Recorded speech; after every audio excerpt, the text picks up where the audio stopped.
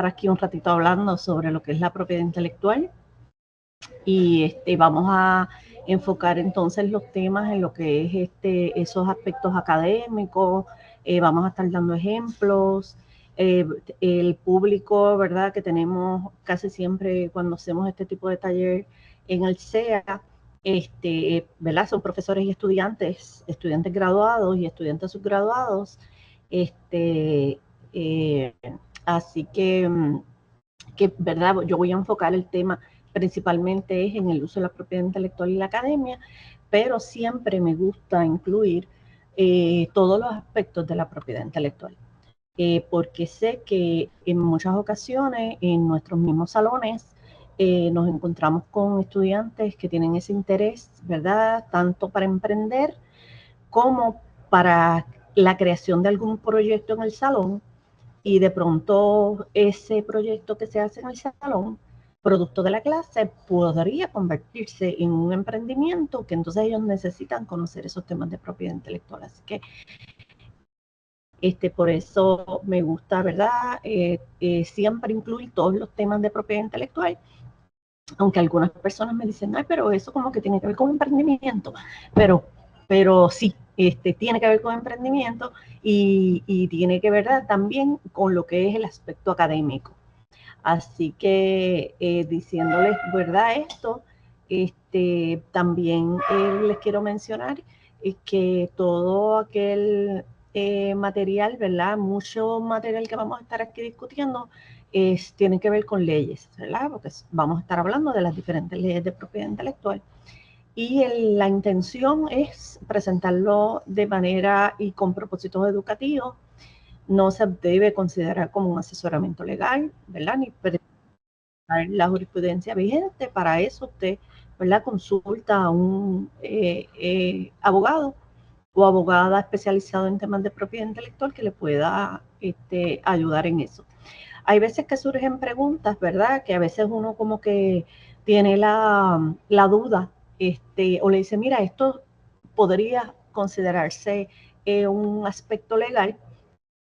Cuando yo contesto ese tipo de preguntas, siempre me gusta hacer la salvedad de que esa es mi opinión, ¿verdad?, y que voy a estar ofreciendo mi opinión sobre lo que he estudiado sobre este tema. Y las imágenes presentadas en esta obra, ¿verdad?, tienen sus propios derechos de autor y se están utilizando para propósitos educativos no comerciales. Como les mencioné entonces ahorita, voy a estar explicando los temas de propiedad intelectual, la importancia de esa protección en ambientes académicos dentro de lo que es la propiedad intelectual. Podemos dividirlo, ¿verdad?, en ambientes académicos, en ambientes empresariales, en ambientes artísticos, en un montón de facetas. Como les dije, me voy a concentrar principalmente en lo que es académico, pero también vamos a tocar un poquito de temas de emprendimiento. Vamos entonces a discutir esos diferentes tipos de propiedad intelectual, enfocándonos un poquito más en lo que son los derechos de autor. Ejemplos, ¿verdad?, mostrar diferentes ejemplos, ¿verdad?, de instancias dentro de lo que son los derechos de autor, y la aplicación principalmente en lo que son los ámbitos educativos. Pues, ¿qué es el Centro de Recursos de Patentes y Marcas? El Centro de Recursos de Patentes y Marcas, donde yo estoy trabajando actualmente, es una red de 92 centros a nivel de todos los Estados Unidos. Esos 92 centros están ubicados en bibliotecas académicas, bibliotecas especializadas o bibliotecas públicas. Estos 92 centros están localizados en diferentes estados de Estados Unidos, incluyendo sus territorios. Dentro de lo que son los territorios, solamente hay 2 en Puerto Rico. Y 2 son muchos, ¿verdad? Digo que son muchos porque, ¿verdad?, son una isla pequeña comparado con algunos estados de los Estados Unidos que tienen millones de habitantes y solamente tienen un solo centro de recursos de patentes y marcas. Puerto Rico tiene 2 centros. Uno en la Universidad de Puerto Rico en Bayamón, que la representante es la profesora Tanisha Orejuela, que les estoy poniendo entonces el contacto del Centro de Recursos de Patentes y Marcas de Bayamón, y les estoy poniendo también la información de contacto del Centro de Recursos de Patentes y Marcas de Mayagüez, donde yo soy la representante. Nosotros nos encargamos de divulgar información orientación, mentoría sobre temas de propiedad intelectual, incluyendo patentes, marcas, secretos comerciales y derechos de autor. Aunque la designación de nuestras oficinas es una designación por el United States Patent and Trademark Office, pero nosotros por ser bibliotecarios, ¿verdad? Nosotros diversificamos siempre nuestro trabajo y nos gusta, ¿verdad?, ayudar en todo lo posible a nuestra comunidad universitaria y a nuestra comunidad general.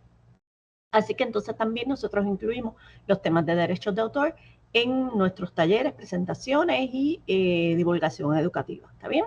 Así que si usted está en cualquier estado de los Estados Unidos y necesita orientación y educación sobre los temas de propiedad intelectual, cualquiera de estos centros de recursos de patentes y marcas les pueden estar ayudando en esos temas. Importante, todos ellos les van a dar la orientación y la educación en inglés. Solamente el Centro de Recursos de Patentes y Marcas de Ohio, Bayamón, Puerto Rico y Mayagüez, Puerto Rico, son los únicos que le van a ofrecer esa orientación en español. Así que esto es bueno que lo sepan, por si acaso están viajando en algún momento. ¿Qué es la propiedad intelectual? Pues miren, la propiedad intelectual es algo creado por quién, por el hombre, por el humano, producto de su intelecto, de su imaginación, ¿verdad?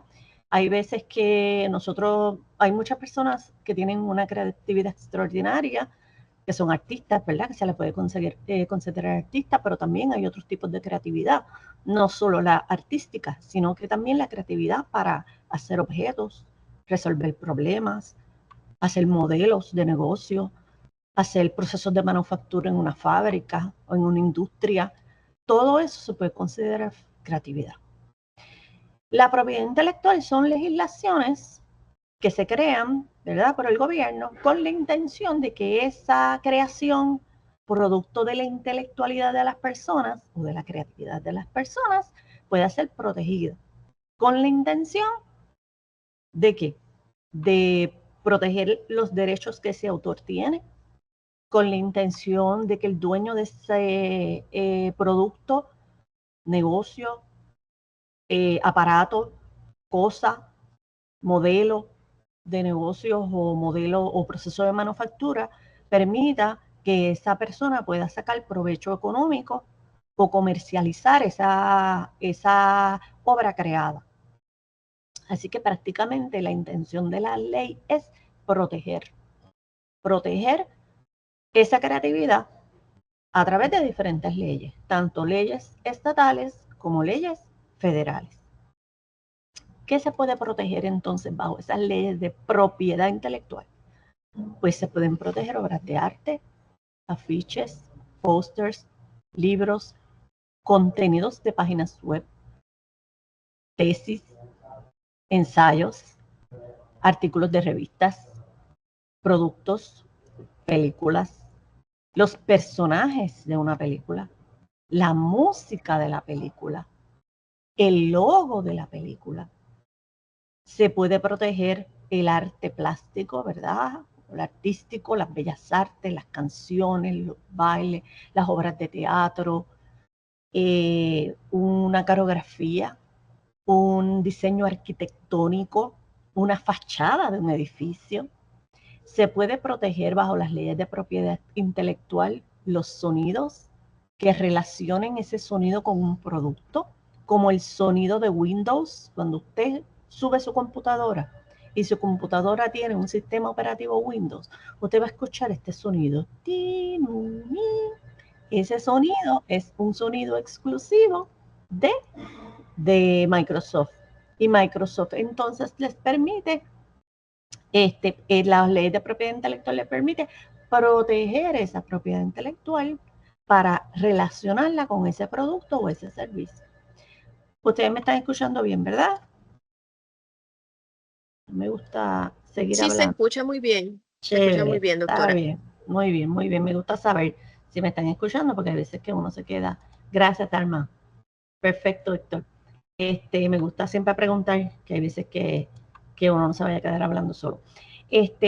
Bien importante que entonces una obra, aunque esté plasmada ¿verdad? En un lugar público, como quiera, tiene derechos de propiedad intelectual. En este caso, como una obra artística, es derechos de autor. Así que hay veces que hay personas que confunden, ¿verdad? Y piensan que porque, mira, yo encontré tal texto y el texto no tiene autor. Pues si no tiene autor y no es tuyo, pues entonces tú no te puedes adueñar de ese texto y ponerle tu nombre, como que lo hiciste tú. Porque aunque esté gratis, aunque esté disponible, y esa es también una pregunta que siempre nos hacen los estudiantes, yo encontré esto disponible en web, en la internet, pero no tiene autor. Pues yo lo usé, lo copié y lo pegué y lo puse ahí en el trabajo porque no tenía autor. Pues aunque no tenga un autor explícito, eso no significa que usted no va, o verdad, o el estudiante o cualquier persona no va a ponerle el nombre de donde lo tomó o no va a citar la fuente de donde la tomó. Lo tiene que hacer, ¿por qué? Porque no es de su creatividad, no es original suyo, así que si es de otro, no importa si es una máquina o una persona, usted tiene, ¿verdad?, que poner que hay que no es suyo, que es una cita o que lo tomó del sitio donde lo tomó. Así que todas estas instancias están dentro de lo que son la propiedad intelectual.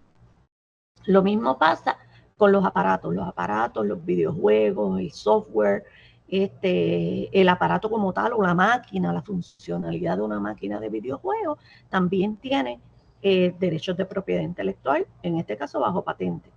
También tenemos entonces las marcas, Hershey's, Kisses.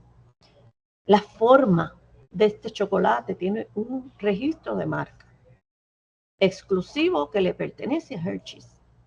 Así que ahorita vamos a ver un poquito más sobre cada uno de estos temas, pero quiero verla que vean el espectro completo del tipo de propiedad intelectual o el tipo de creación que se puede proteger bajo el tema de la propiedad intelectual, para que pueda cumplir, ¿verdad?, con los requisitos que ofrece la ley y para que pueda ser protegido bajo las diferentes leyes de propiedad intelectual, tiene que estar plasmado en un medio tangible. Los medios tangibles son aquellos medios donde usted puede escuchar, como la música, ¿verdad?, que lo pueda discernir por los 5 sentidos, como el oído, el olfato, el tacto, el gusto y la vista. Después que esté plasmado en un medio tangible y esa obra se plasme en un medio tangible, entonces se puede proteger. Hay algunas que se protegen bajo registro y hay otras que se protegen automáticamente una vez esté plasmada en un medio tangible. Es bien también importante mencionarles que las ideas que se quedan en su mente y que usted lo pensó y que usted estaba pensando en crear una bicicleta que vuela y usted no lo plasmó en un medio tangible y lo dejó en su mente, y después alguien creó una bicicleta que vuela, usted no puede ir donde un tribunal o donde un juez a decirle que esa era su idea y que eso es su creación, porque usted lo pensó primero. No hay manera de que usted le pueda probar a un tribunal que esa es su idea, porque no está plasmada en un medio tangible. Así que eso es importante mencionarlo, porque entonces nosotros tenemos, ¿verdad?, que tener esa noción de que para ser protegido por las diferentes leyes de propiedad intelectual, tiene que estar entonces plasmado en un medio tangible. ¿Cuáles son entonces los diferentes tipos de propiedad intelectual? Patentes, que son aparatos, cosas que tienen una función y que sean útiles. Marcas, que es el logo o el nombre o una combinación de estos. Los secretos comerciales. Los secretos comerciales están vinculados, ¿verdad?, a esa fórmula o invento o secreto o funcionamiento que se mantiene secreto en una compañía o una organización y que pocas personas lo conocen. El ejemplo que yo le doy siempre a mis estudiantes y me funciona es el secreto del hamburger, de los muñequitos de el Bob Esponja. Los estudiantes siempre saben quién es Bob Esponja, así que ellos tienen un secreto comercial en su negocio. Otro tipo de propiedad intelectual son los derechos de autor. Y cada uno de esos tipos de propiedad intelectual tiene sus propios tiempos de vigencia, su propia ley, tanto estatal como federal, y sus propias formas de registro, ¿verdad?, o de solicitud de registro. También entonces, como les estaba mencionando, cada una de las legislaciones es tanto federal como estatal. En el caso de las marcas, de los secretos comerciales y los derechos de autor, si se fijan, hay legislación estatal del United States Code, ¿verdad? Y cada una de ellas tiene su código. Y también existe una ley estatal. En el caso de las patentes, no hay una legislación estatal. En el caso de las patentes, es solamente legislación a nivel federal. Así que usted no puede ir al Departamento de Estado con un invento, un aparato, ¿verdad?, que aplique para patente, porque allí no le van a hacer el registro. Los van a referir entonces a lo que es la ley federal. ¿Está bien? Así que les pongo entonces esta información, porque si usted, ¿verdad?, después quiere buscar más información y quiere leer la ley, pues entonces ahí tienen entonces los títulos de las leyes, ¿verdad?, y los números dentro de lo que son los títulos del United States Code y de las leyes de Puerto Rico. Bueno, pues ¿qué son las patentes? Las patentes es un tipo de propiedad intelectual, ¿verdad?, como había mencionado anteriormente. Las patentes es una protección que es otorgada por el gobierno federal, ¿verdad?, para que de manera exclusiva una persona tenga derecho de manufacturar, mercadear, vender o licenciar algún invento. ¿Qué tipo de invento? Pues el invento debe ser algo innovador, algo nuevo, novedoso, que sea funcional, que sea útil, que solucione un problema y que no exista naturalmente en el ambiente. La oficina encargada de proveerle a las organizaciones, a las industrias o a los inventores o personas una patente es la Oficina de Patentes y Marcas de los Estados Unidos. Existen 3 tipos de patentes: patentes de utilidad, patentes de diseño y patentes de plantas. Las patentes de utilidad son invenciones, máquinas, aparatos, artefactos, artículos, productos de manufactura, computadoras, carros que vuelan, bicicletas que vuelan, vasos,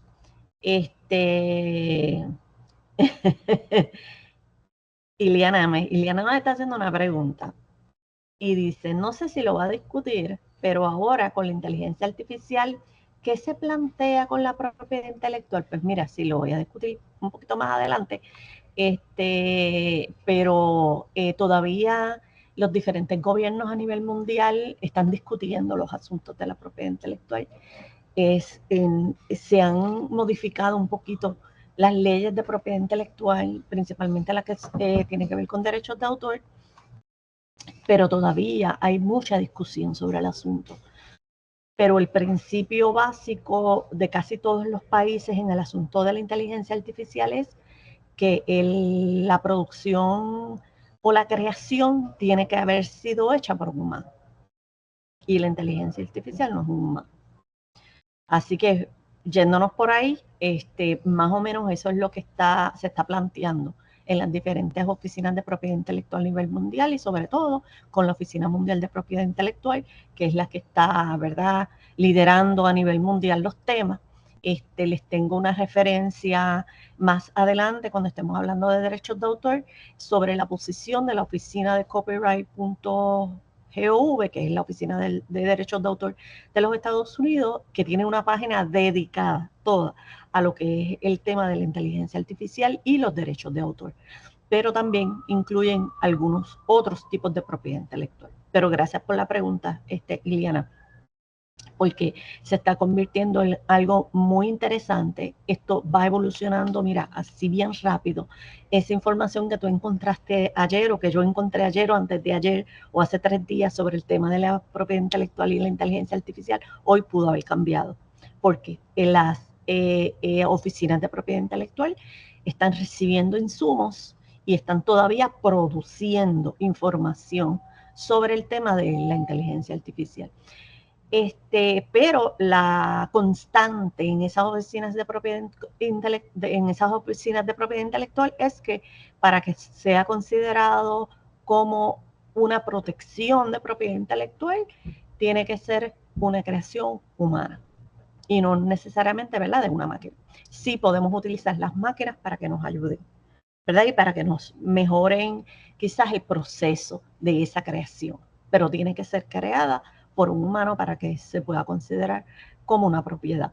Así que en el caso de las patentes, un producto, un artículo, manufactura, métodos, procesos internos, mezclas de ingredientes, no mezclas simples de ingredientes, sino una mezcla de ingredientes que tenga una función que sea útil. Por ejemplo, un medicamento, una crema para la piel, un champú, un maquillaje, que lo que tiene nuevo, novedoso y nunca antes visto es lo que hace y cómo lo hace. Entonces, para usted probar que lo que hace y cómo lo hace es nuevo, novedoso y nunca antes visto, hay que hacer un proceso de búsqueda, lo que le llaman búsqueda de prior art o búsqueda de arte previo, para ver si ese invento, esa máquina, ese aparato, ese artefacto, ese instrumento, ese proceso interno, composición de materia, ya no existe. ¿Verdad? Ese ejercicio hay que hacerlo, ¿verdad? Y ese es otro tema. Eso es un tema que vamos a estar trabajando el día 15 de octubre aquí junto con el SEA. Vamos a estar dando una presentación más o menos a esta misma hora, el martes 15, sobre el tema de patentes, ¿verdad? Y ahí, si a usted le interesa, regístrese en ese taller, porque vamos a estar hablando un poquito más sobre el tema de patentes y cómo se hacen estos procesos de búsqueda, cómo se hacen estos procesos de registro y todo eso que usted necesita saber. Por aquí teníamos un profesor de cómputos que quizás para él y sus estudiantes este tema es de suma importancia porque ellos están trabajando con tecnología, y lo que es tecnología podría tener entonces también patente, ya sea de utilidad o derecho de autor como software. Así que es importante entonces mencionarle que para que se pueda convertir en una patente de utilidad, tiene que ser algo nuevo, novedoso y nunca antes visto, que lo importante es lo que hace y cómo lo hace, y que tiene un tiempo de propiedad, un tiempo de vigencia de 20 años y no se puede renovar. Por aquí de INAI nos comenta, sería chévere un taller de la propiedad intelectual y la inteligencia artificial. La profesora, la licenciada Paola Zaragoza Cardenales, estuvo con nosotros el año pasado hablando sobre el tema de la propiedad intelectual y la inteligencia artificial. Ese taller está grabado en la página Conociendo sobre la Propiedad Intelectual y está disponible para que ustedes lo puedan ver más tarde. Al final de la presentación les voy a estar mostrando la página y allí pueden encontrar esa grabación. Además de que la semana pasada, no, la semana antepasada, estuvieron una serie de talleres en el recinto de Río Piedras sobre el tema de la inteligencia artificial, y hubo talleres de la Escuela de Derecho sobre el tema de propiedad intelectual y la inteligencia artificial. Y se analizaron, ¿verdad?, el impacto, señora Mena. Así que pueden acceder a esos contenidos en la página del recinto, y creo que el de la escuela, no estoy segura si lo publicaron en la Escuela de Derecho, pero sé que se ha discutido ese tema. Así que esta protección dentro de lo que son las patentes de utilidad tiene una vigencia de 20 años. ¿Alguien me podría contestar por qué usted piensa que las patentes de utilidad tienen una vigencia de 20 años, que no se pueden renovar o extender y después de los 20 años se convierten en dominio público? Vamos a ver si alguien me puede contestar. ¿Será por las actualizaciones o mejoras al producto? Muy bien. Esa es una. Protege la diversidad. El ADEI, ¿qué es el ADEI, Héctor? Para que no se pierda el invento. Bueno, los inventos ya están creados. Los podemos utilizar y reutilizar. Esa es una buena también. Excel. Ok, perfecto. Accesibilidad, diversidad. Perfecto, muy bien. Miren, el ejemplo que tengo aquí, Héctor, para que más personas puedan aplicar la tecnología e incluso llegar a mejorarla. Muy bien, José. Eso mismo. José recurre motivación económica para los creadores. Magnífico, Esteban. Muy bien, exacto. Todo eso, todo aplica. Todo lo que ustedes acaban de mencionar aplica Muy bien, esa motivación es importante y la nueva tecnología, y Roberto nos dice por aquí, que permite la difusión del producto a un costo menor, muy bien, como los medicamentos genéricos, esa es una de esas. Las farmacéuticas tratan de retener los derechos de lo que podría contravenir los intereses de los consumidores. Muy bien, Roberto, perfecto. Todo lo que ustedes han dicho es exactamente por las razones por las cuales la oficina de el USPTO o la Oficina de Patentes y Marcas de los Estados Unidos, y dentro de lo que es la ley, ¿verdad? El código del United States Código 35 establece que la protección de una patente de utilidad es válida por un periodo de 20 años nada más. ¿Por qué? Porque la intención es que se puedan crear nuevas y mejores cosas. Como dijo José, hay que mejorar lo que existe. Por aquí también Héctor nos estaba mencionando que para la accesibilidad, ¿verdad? Y para las personas que quizás tienen un problema de movilidad, y para que la accesibilidad, la diversidad y la equidad y la inclusión se pueden incluir. Pues mira, yo acabo de poner ahí un ejemplo de una silla de ruedas. Esa silla de ruedas, cuando se creó, cuando tuvo su patente en su momento, en el siglo XIX, a mediados del siglo XIX, tuvo una patente. Si esa patente se hubiese quedado, ese dueño de esa patente eternamente con esa protección exclusiva, nunca hubiésemos llegado a tener una silla de rueda como esta. Y en aquel momento se pensó solamente en las personas que tenían problemas de movilidad de la cintura hacia abajo, pero que podían mover sus manos y empujar, ¿verdad? Esa silla de rueda con con las manos. Pero entonces, después tenemos que pensar en la diversidad, tenemos que pensar en las personas que además de tener problemas para poder caminar, también tienen problemas para mover las manos. Pues entonces se inventaron esta silla de ruedas que tiene un joystick y que tiene una batería y que no se empuja manual, sino se empuja electrónicamente. Y ahí ya hemos mejorado esa tecnología. A los 20 años de la patente de la silla de ruedas, que solamente funcionaba con ruedas y manual, ya cualquier persona puede inventarse, vender, mercadear y comercializar una silla de ruedas que funcione de manera diferente y que se pueda mejorar esa tecnología. Si fuese por eso, la tecnología jamás hubiese evolucionado, jamás hubiésemos tenido ahora placas solares que tienen mayor producción por la misma cantidad de tamaño. ¿Entienden? Así que para eso es que existe esto, para eso es que existe la ley donde nos regula el tiempo de protección exclusiva. Y lo mismo que mencionaron ahorita, también por los medicamentos, eso es otra protección bien importante dentro de esta accesibilidad a los medicamentos, a las medicinas. Ok, ¿qué pasa? Entonces, estos ejemplos de patentes de utilidad nos permiten entonces tener una función, una mejora o a algo que ya existe. Yo quiero que me digan si saben cuál es ese inventito que está ahí, a mano izquierda. El inventito de la mano derecha es un invento que le pertenece a la Universidad de Puerto Rico. Ya mismito vamos a hablar más de eso. ¿Alguien sabe qué es ese inventito que está ahí? Todos tenemos uno en nuestra casa. Estoy segura. Vamos a ver si alguien me puede. Sí, buen día. Sí, buenos días. Saludos, buen día para todos. Eso es como para la heladera de los mantecados, para la boleta del conito, ¿verdad? De la vaquilla. Ese mismo, eso mismito, para poner, ahora mismo lo utilizamos para el inventor de la vacuna contra el polio, Roberto, ya mismo con eso. Ese mismo invento es el scoop, y muchas personitas por aquí Rosa nos los mencionó, Iliana también, Javier Álvarez nos comentó que era el scoop de mantecado, pues ese scoop de mantecado en 1928 fue algo innovador, nuevo, novedoso. Y en ese año eso no existía, eso era nuevo y era un scoop donde tenía una palanquita, que tenía unos engranajes, y simple y sencillamente con un dedito usted, ¿verdad? Podía coger el helado que estaba bien duro y ponerlo en una barquilla o ponerlo en un plato. Ahora lo utilizamos para vianda, para majado de vianda, para mamajada, para todo lo que sea blandito, ¿verdad?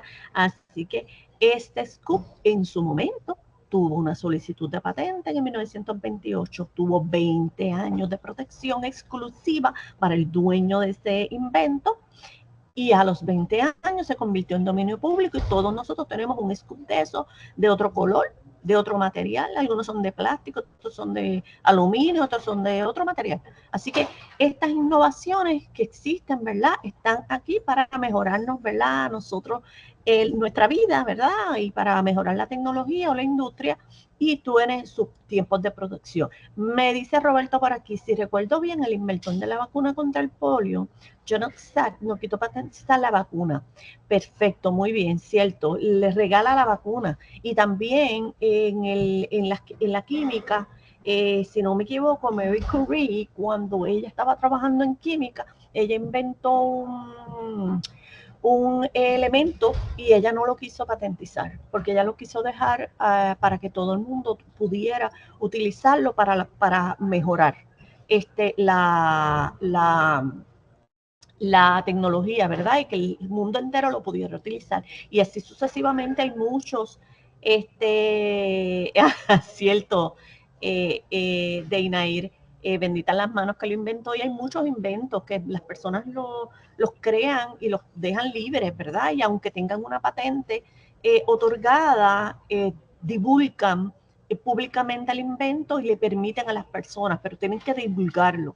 Que ustedes, ¿verdad? Que usted como inventor desea que el mundo entero lo utilice. Y esas son buenas opciones para nosotros. Este inventito que tenemos aquí es un invento también, una patente de utilidad que le pertenece a la Universidad de Puerto Rico. Nosotros como universitarios, dentro de lo que es el contrato que nosotros tenemos con la universidad, ¿verdad?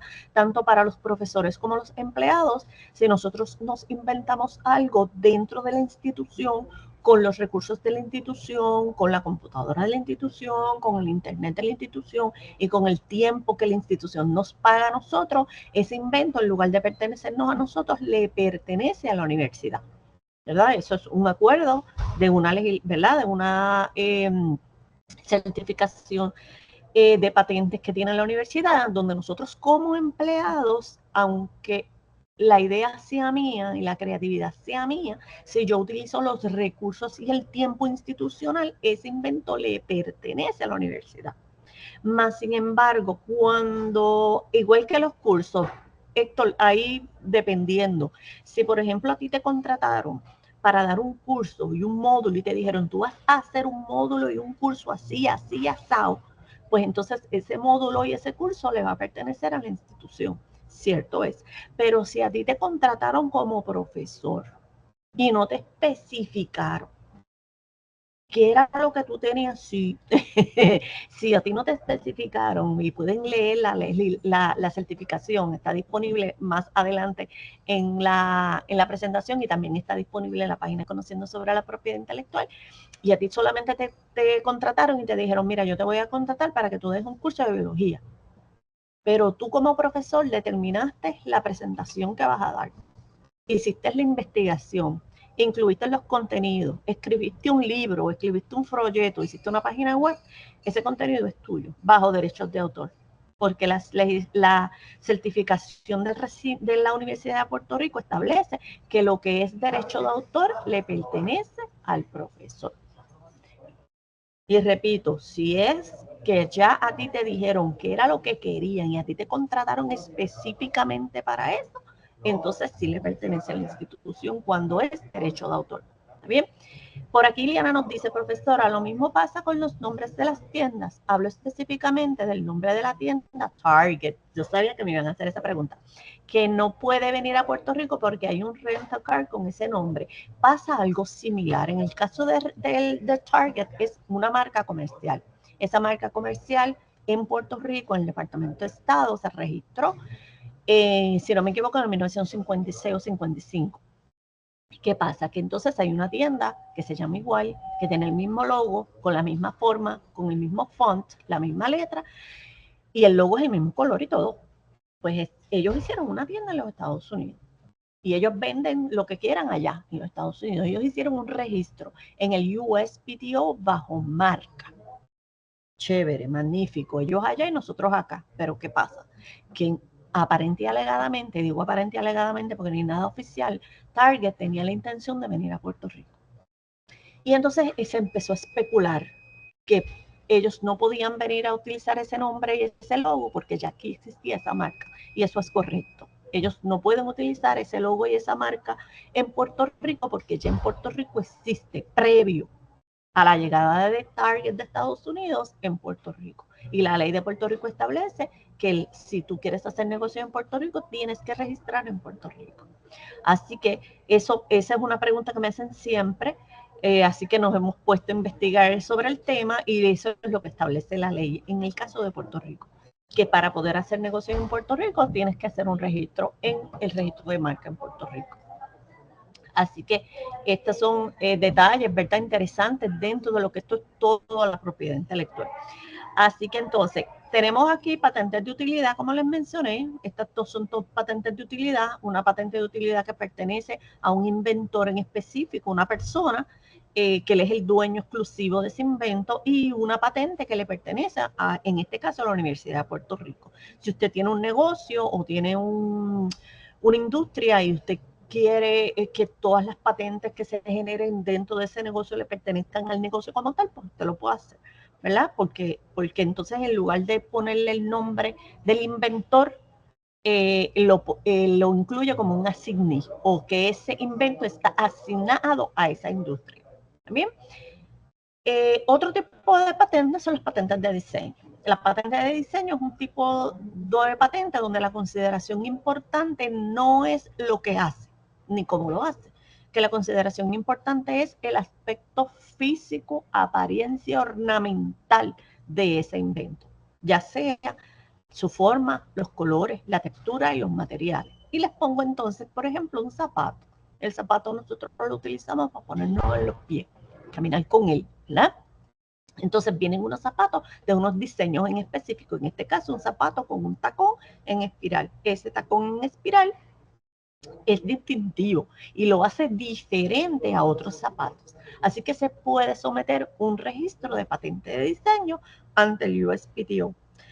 La parte importante de esta patente de diseño es que lo que es importante aquí y lo que lo hace diferente es aspecto físico y no la función. Si lo que lo hace diferente es la función, entonces se puede convertir en una patente de utilidad. El tiempo de protección es menor, porque entonces en el caso de toda patente de diseño que se solicite ante el USPTO, tiene un periodo de vigencia de 15 años. ¿Está bien? Por aquí nos dice Edset, en el caso de Target, siendo el mismo sistema, ¿no tiene derecho el primero? Pues mira, lo que pasa es que son dos oficinas de derechos de propiedad intelectual aparte. La oficina estatal tiene su propia, el del Departamento de Estado, y en Puerto Rico tiene su propio registro. Y el federal, USPTO, tiene su propio registro. Iliana, ¿a qué te refieres con el nombre? Explícame. Entonces, la patente de diseño, lo que lo hace distintivo es el aspecto físico. Ok, me dice Iliana por aquí, estamos todavía con el tema de Target. Entiendo que el problema es el nombre. Sí, es el nombre y el logo, porque el logo es una marca, ¿verdad? Y la marca también tiene derechos de propiedad intelectual bajo marca comercial. Y en Target de Estados Unidos es el mismo logo, el mismito. Yo diría, ¿verdad? Y es mi opinión, que se lo copiaron. No hay manera de probarlo, pero es idéntico. O sea, si tú ves el logo de Target Rent a Car de Puerto Rico, es exactamente el mismo de Target. Hasta el grosor de las líneas de Target son las mismas. Así que sí, son las dos cosas, es el nombre y la marca, ambas cosas, Liliana. Entonces, volvemos a patente de diseño, y se pone esto bien interesante. En el caso de la patente de diseño, como les mencioné anteriormente, la parte que se protege, que es nueva y novedosa, es la parte no de la función, sino del aspecto físico. Pasa con los zapatos, pasa, ¿verdad?, con el diseño de una botella, por ejemplo, para la venta de una bebida, con un teléfono, ¿verdad? El teléfono, en este caso de este diseño de Mickey Mouse, ellos no están tratando de proteger la función del teléfono, están tratando de proteger el aspecto físico del teléfono. En este caso, unos empaques para unas papas fritas. Este empaque tiene un diseño exclusivo. ¿Por qué? Porque tiene unos rotitos ahí. Pero si ese diseño tuviera una función, se puede convertir entonces en una patente de utilidad. Me dice, sí, está como asustado. Mickey Mouse, sí, pero no es un payaso, Héctor. Mickey Mouse, ¿verdad? Yo creo que en mi casa había algo así parecido. Pero era gracioso. Lo que pasa es que como esta patente es una patente bien vieja, no tiene mucha, el diseño, ¿verdad? De la fotografía no tiene mucha, se me olvidó la palabra. William, ¿tú quieres decir algo? Sí, buen día para todos. Dígame. Es una pregunta. Quería dejarla para el final, pero ya que está tocando el tema, claro. En el caso de que se presente una patente para diseño, entiendo que lo va a presentar más adelante, pero era una inquietud que tenía por otras personas que no me han comentado al respecto. ¿Cuán específico tiene que ser la propuesta de diseño a nivel de representación gráfica? Si hay que dimensionarlo, si hay que presentar un prototipo, eso, bueno, lo comentará más adelante, entiendo yo, pero nada, era una inquietud que tenía. Sí, pues mira, no lo vamos a tocar, lo vamos a tocar más en detalle en el taller del 15, porque hoy nos vamos a tocar un poquito más en la parte académica, pero muy bien la pregunta. Mira, fíjate en este diseño que tenemos aquí. Esta patente es una patente puertorriqueña de un carro. Y se somete en el 1991, si mal no recuerdo, ante el USPTO. Ese diseño de ese carro, si te fijas, tiene un dibujo. Ese dibujo no es el único que se somete cuando se somete esa patente. Ese dibujo tiene muchos dibujos, donde se muestra el dibujo tanto de frente, de lado, de atrás, de arriba, desde todos los diseños, desde todas las formas. ¿Qué se protege en esa patente? En esa patente se está protegiendo el diseño ornamental del carro, no se está protegiendo no se está protegiendo el motor, ni cómo corre, ni si va rápido, y si funciona con gas, o funciona con aire, o funciona con hidrógeno. La importante de aquí es el diseño nada más.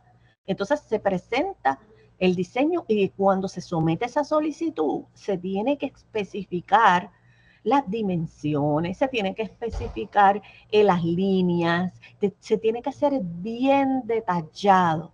Y lo más importante es ese dibujo que se somete en esa solicitud, porque quien va a recibir ese dibujo va a ser una persona especializada en el tema de carros. Y él va a poder, ese examinador dentro de lo que es el USPTO, va a poder determinar si verdaderamente ese diseño es nuevo, novedoso y nunca antes visto. Espero haber contestado tu pregunta. Sí, perfecto, gracias. Perfecto. Entonces, por aquí sí nos dice, ¿cómo se trabaja el tema de los dupes o DOPs, no sé, de productos en este caso? Como por ejemplo, la marca Elf de maquillaje, ok, es muy conocida por hacer dupes de otros productos. Ok, mira, en el caso de las marcas, y no hemos llegado al tema de marcas, en el caso de las marcas, usted va a ver en el comercio frecuentemente algunos duplicados, me imagino que dupes te refieres y si es a duplicado, donde tú vas a ver diferentes productos. Hay veces, se supone que cuando se somete una solicitud de marca ante el USPTO, esa marca no exista para el mismo producto, bien importante, para el mismo producto. Hay veces que tú de pronto ves y ves una marca que se parece mucho o que le cambian bien pocas cosas. Cuando sucede eso es que esa industria nunca solicitó una solicitud de marca registrada. Porque si lo hubiese hecho, lo más seguro el USPTO no lo hubiese otorgado el registro de marca. Pero hay industrias que lo que hacen es que tiran el producto sin hacer el registro. Porque no es obligatorio que tú puedas vender sin hacer el registro. Tú puedes empezar a vender, lo mismo pasa con las patentes de diseño o con diseños o con patentes de utilidad. Tú puedes crear un invento nuevo, novedoso y nunca antes visto y empezarlo a vender. No hay ningún problema. Lo que pasa es que te corres el riesgo de que otra persona someta una solicitud de patente. Lo mismo pasa con las marcas. Lo ideal es que sometas una solicitud de marca. Si no lo haces, te corres el riesgo de que otra persona lo solicite por ti. Así que si las famosas réplicas, mira, es ilegal, ¿verdad? Se convertiría en ilegal, Iliana, una réplica de un producto que tiene una protección. Para eso es que existen las leyes de propiedad intelectual. Y por eso es que nosotros, ¿verdad?, en el Centro de Recursos de Patentes y Marcas, en los dos, tanto en Bayamón como en Mayagüez, insistimos en educar sobre el tema en toda la Universidad de Puerto Rico y en la comunidad, porque tenemos que conocer cuáles son nuestros derechos, tenemos que conocer hasta dónde llega el derecho del otro, ¿verdad?, ante mi producto. Así que si es una réplica idéntica, es ilegal, ¿verdad? Si utilizas una marca muy parecida para el mismo producto, también es ilegal. Y por eso es que es saludable hacer el registro de marca dentro de lo que es Estados Unidos. ¿Okay? Dentro de lo que son entonces, volviendo a las patentes, el otro tipo de patentes, las patentes de plantas. Las patentes de plantas se conceden para invenciones, descubrimientos, donde se reproducen sexualmente nuevas y distintas variedades de plantas y árboles. Cuando se dice que se reproduzcan sexualmente, eso quiere decir que es por ingeniería genética, por injerto, por tecnologías aplicadas mecánica o manualmente, clonación también. Tenemos entonces que dentro de un laboratorio, en la misma universidad, o dentro de lo que es una finca en la misma universidad, se pueda crear un nuevo producto a través de ingeniería genética, clonación o injerto, ¿verdad? Puedes crear una nueva planta, puedes crear una nueva producto, ¿verdad? Bien importante que los medios no pueden ser medios naturales. Tú no puedes ir a un monte, ver una planta nueva y porque esa planta no está en el registro, ¿verdad?, de especies, usted va a ir a solicitar una patente. No, la patente aplica solamente cuando es un proceso mecánico que se hace en una finca o en un laboratorio. ¿Bien? Así que la protección es válida por 20 años. Exclusiva por 20 años y no se puede renovar o extender. Igual pasa con las patentes de utilidad o las patentes de diseño. Una vez cumplen el tiempo, no se pueden renovar o extender. Algunos ejemplos de patentes de plantas son flores, rosas, orquídeas, hortensias, bromelias. Y también aplica a frutales, ¿verdad? O algún tubérculo que quizás le cambien el color o le cambien el sabor o que tengan una pepa más grande, una pepita más pequeña, que la pulpa sea mayor, que el jugo sea mayor cantidad de jugo. Montones de plantas que pueden ser sometidas a la solicitud de patentes de plantas y tienen una protección exclusiva por 20 años. Me dice por aquí Excel, una vez se crea la variedad, ¿puede esta reproducirse por semilla? Pues mira, esa es cuando se somete la solicitud de protección de propiedad intelectual, se establece bajo qué parámetros ese mercadeo se va a hacer. En el caso de Monsanto, y estoy casi segura que va a trabajar con el tema de Monsanto, una vez tú trabajas la compañía decidió que todo el que quiera tener el producto que ellos tienen patentado tiene que ser a través de la semilla de ellos, o que no puede ser a través de semillas. ¿Por qué? Porque ellos no quieren que otras personas utilicen ese mismo producto. Así que eso va a depender de cómo se haya creado esa solicitud de patente y se tiene que poner entonces en esa descripción de la patente.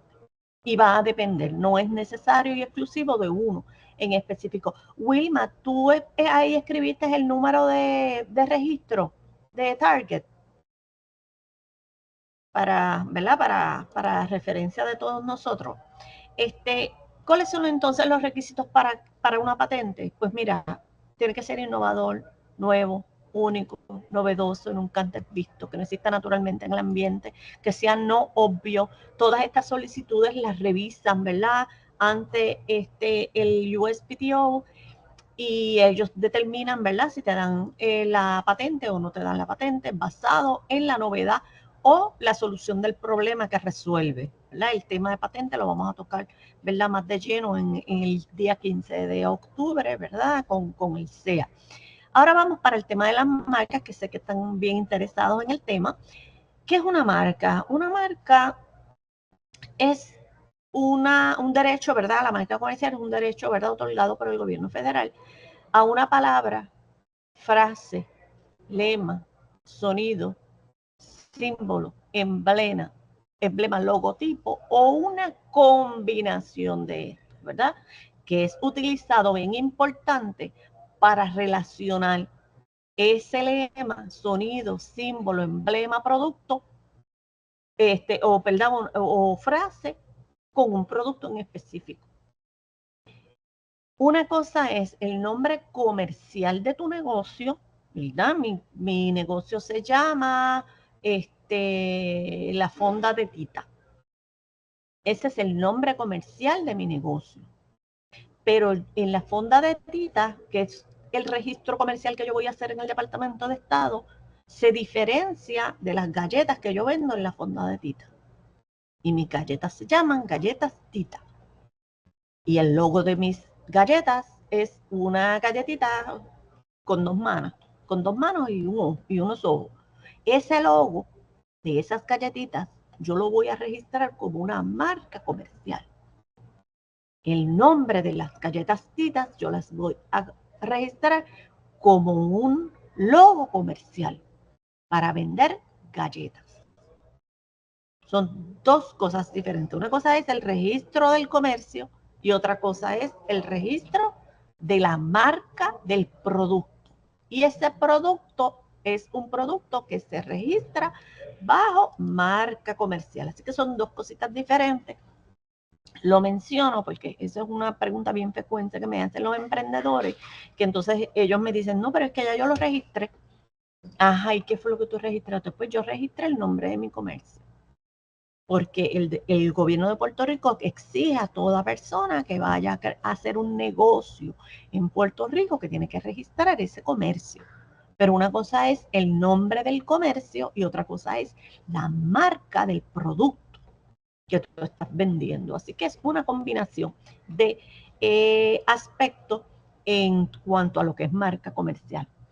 Ese producto, ¿verdad? Y esa marca es una identificación de ese producto, ¿verdad? Que a veces nosotros vamos por la autopista o vamos por cualquier calle y nosotros vemos esos dos arcos dorados de la M y nosotros sabemos qué producto es, sabemos qué vende, sabemos qué producto voy a conseguir allí y yo voy a decidir si me gusta o no me gusta, ¿verdad? Porque tú estás relacionando ese logo con ese producto y esa es la intención del registro de las marcas, que tú hagas una relación, ¿verdad? Del sonido, la palabra, la frase o el emblema o el logotipo con un producto en específico. La protección de la marca comercial es por un periodo de 10 años, renovable cada 10, a diferencia de las patentes, que las patentes tienen un tiempo de vigencia y de ahí en adelante se convierte en dominio público. En el caso de las marcas, como la marca Coca-Cola, Levi's y Goya, tienen como 100 años de registradas, ¿verdad? Y todavía siguen vigentes, porque se siguen renovando cada 10 años. Para que se pueda considerar una marca registrada y que tú le puedas poner una R al ladito de ese logo o le puedas poner una R al lado de ese nombre, tiene que haber, ¿verdad? Un registro ante la Oficina de Patentes y Marcas de los Estados Unidos. Es ilegal utilizar la R dentro de un círculo al lado de ese logo o de ese nombre si usted no ha registrado ante el USPTO. ¿Está bien? En el caso del registro en Puerto Rico, es un triángulo, una R dentro de un triángulo. ¿Bien? Otros tipos de marcas, ¿verdad? Son los que se conocen como, otros símbolos, son los que se conocen como el TM o el SM, que en el caso del TM y el SM no es necesario hacer un registro ante la oficina de marcas, ¿verdad? Aplica principalmente para producto o artículo de manufactura o un servicio, por ejemplo, una firma de contable, firmas de abogados, Banco Popular, que lo que ofrece es un servicio, pues ellos le pueden poner la SM al ladito de su logo, de su nombre, y de su logo, porque eso es un servicio. Aunque en el caso de estos dos, ellos también utilizan el símbolo de SM, pero ellos tienen un registro de marca. Ambos, tanto Saxo como Banco Popular, tienen un registro de marca ante la oficina de los Estados Unidos. ¿Bien? Y en Puerto Rico también. Ya vimos tipo de propiedad intelectual, patentes, tipo de propiedad intelectual, marcas comerciales y Otro tipo de propiedad intelectual son los secretos comerciales. Los secretos comerciales son un conjunto de conocimientos, ideas, información de aplicación comercial que no son generalmente conocidos por mucha gente dentro de una organización. Eso es uno de los requisitos que tiene que tener ese secreto comercial. Son de carácter único, confidencial, especializado y privilegiado, que le ofrecen al dueño de esa secreto comercial una ventaja competitiva extraordinaria, ¿verdad? Sobre la competencia en el mercado. La receta de la galletita, la receta de la mezcla del chimichurri, la forma de cocción de quizás las costillas en Guabate, un negocio, que son las mejores costillas. Ay, esas son las mejores, pero es un secreto del dueño de esas costillitas, el proceso que le está siguiendo para que esas costillitas queden así de ricas. Y por aquí María nos dice, la R dentro de un triángulo se usa también en una obra registrada en Puerto Rico. En el caso de una obra artística, se utiliza la C dentro de un triángulo, porque es copyright o derechos de autor. Y en el caso de la marca, como es marca registrada, se utiliza la R dentro de un triángulo si es registrada solamente en Puerto Rico. Si está registrada en el USPTO, se utiliza la R dentro de un círculo. Ahorita vamos a ver los detalles de derechos de autor, María, para aclararte entonces esa duda, pero ya la mencioné. Bien importante, para que pueda convertirse en secreto no se debe registrar en ningún sitio, porque si se registra deja de ser secreto. Así que lo importante del secreto comercial es que sea conocido por pocas personas en la empresa, que se tomen todas las medidas preventivas para que no se divulgue. La fórmula de Coca-Cola, la fórmula de Kentucky Fried Chicken llevan un montón de años en el mercado y nadie sabe. Podemos saber cuáles son los ingredientes, podemos saber cuáles son las 11 hierbas y especias de Kentucky Fried Chicken, pero no sabemos el proceso de manufactura, no sabemos si las calentaron, si es fría, si son de freezer, no sabemos la cantidad de cada una de ellas. Eso es un secreto comercial. ¿Bien? Así que el ejemplo que yo siempre utilizo con mis estudiantes es la receta del cangreburger, del cangrejo cascarudo, de Bob Esponja, que cumple con los requisitos. Bob Esponja trabaja en una compañía que vende muchos hamburgers, el dueño es millonario, hay un competidor que es Plankton, ahí está una película de eso, completa. Y ellos toman todas las medidas preventivas para guardar ese secreto. Así que eso se convierte en un secreto comercial. Y dentro, ¿verdad?, de esta presentación, después el CEA le va a estar dando copia de esta presentación. Y hay un videito que, mirando el tiempo, creo que no lo voy a poner a correr, aunque es cortito, pero para poder discutir también los temas de derechos de autor que quizás nos interesan dentro de lo que es la academia. ¿Y qué son los derechos de autor? Ya vimos 3 tipos de propiedad intelectual. El otro tipo de propiedad intelectual son los derechos de autor. Y los derechos de autor también son otorgados tanto por el gobierno federal como el estatal, a través de la ley. En ambos casos no es necesario el registro. En ambos casos, siempre y cuando esa obra esté plasmada en un medio tangible, ya está protegida bajo las leyes, tanto con el título 17 del United States Code como la ley 55 de derechos morales de autor. La intención de la ley es excluir a otros. No es necesariamente que tú no tengas una obra, como dice por aquí María, tengo una obra registrada, un poema, una canción, un libro, una obra de teatro, y tú la tienes plasmada en un medio tangible, la escribiste en un libro, la distribuiste a tus estudiantes en el salón, ya está plasmada en un medio tangible. Es importante que la incluyas, la sé dentro de un círculo a toda obra que tú produzcas. Por ejemplo, los estudiantes trabajan ensayos, las tesis, hacen una página web, quizá en una clase de cómputo usted le va a pedir al estudiante, mira, crea una página web en wix.com, porque eso es parte de la clase. Pues usted le va a decir a su estudiante, cuando usted termine de crear esa página web, que todos esos contenidos sean originales, que ese estudiante le escriba dentro de un círculo con el año en que hizo la obra y el nombre del estudiante. Ya automáticamente está protegido bajo las leyes de propiedad intelectual, tanto leyes estatales como leyes federales. Los derechos de autor aplican a la forma de la expresión.